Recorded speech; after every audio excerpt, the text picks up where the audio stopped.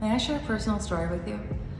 I remember the pain and agony of being back at university, not knowing what I wanted to be when I grew up.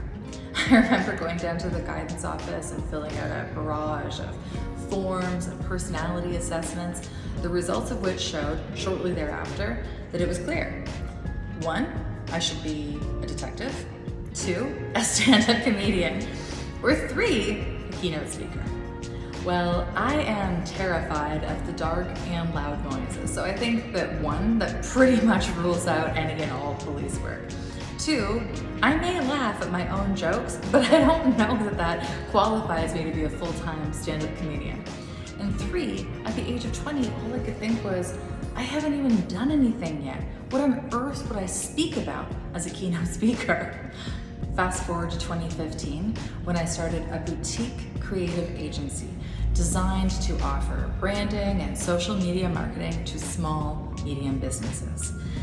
The launch of that business was concurrent with a significant midlife crisis that I was experiencing that spanned 3 years and included healing from unresolved childhood trauma, navigating a painful divorce, a life-threatening health crisis that required body-altering surgery, all while solo parenting 3 kids under the age of 10 and home ownership without any financial support.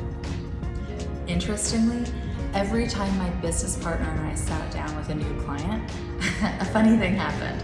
They would turn to her and ask for her advice on sales and marketing, and then they would turn to me and they would ask for my advice on really how to make this work. How are they going to prove to their mother that they were, in fact, creative enough to go out on their own?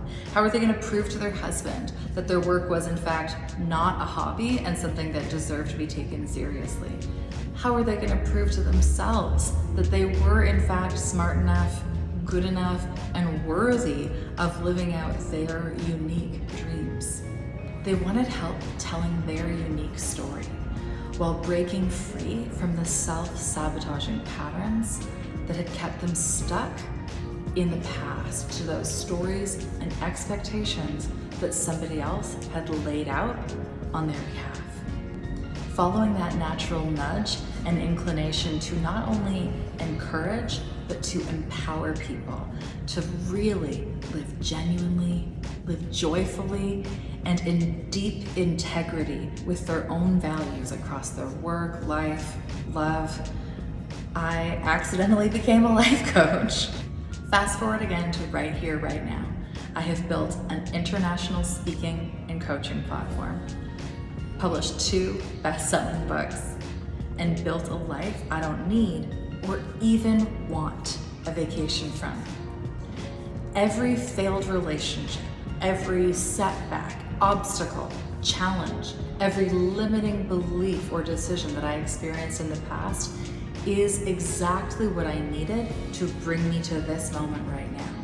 And where that moment of arrival is called fulfilled. When I look back now at my younger self and tap back into that pain and agony of not knowing what I was supposed to be when I grew up, I realize now that wasn't the problem. The problem was not knowing who I wanted to be when I grew up. I didn't know what my values were.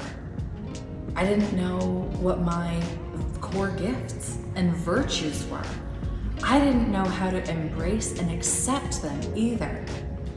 I didn't know how to heal from the ripple effects of somebody else's narrative and somebody else's expectations set out before me. I didn't know how to heal from the layers of self-doubt, imposter syndrome, and fear that kept me stuck in infinity loops of self-sabotaging behavior pattern.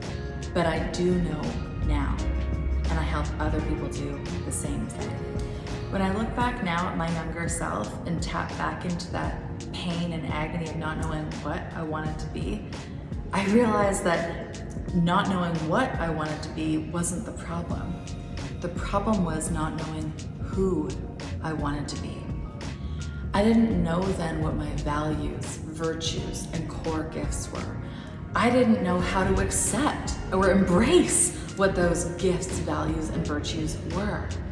I didn't know how to heal from the layers and layers of self-doubt, fear, confusion, limiting beliefs and decisions I had made as a result of those lasting ripple effects of somebody else's expectations and stories that they set out for me as to what I should be.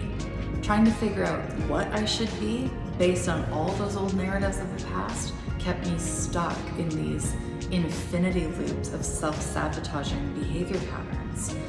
I look back and with tenderness and realize that the years of painful confusion I experienced and all of the lack, those weren't going to be solved by going through a checklist of what my life should look like.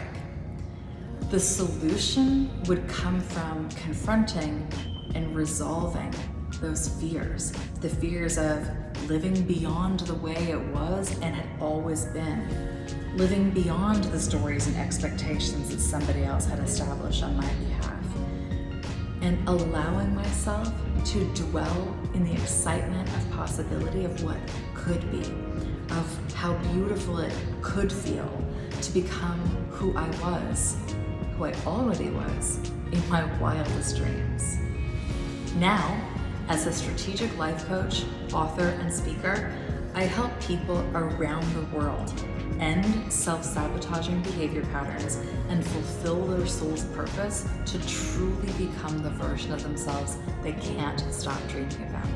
It is my own soul's purpose to help you find clarity in what you want, confidence in who you are, and the courage to stay true to both. My name is Lise Wilcox. Welcome to your transformation.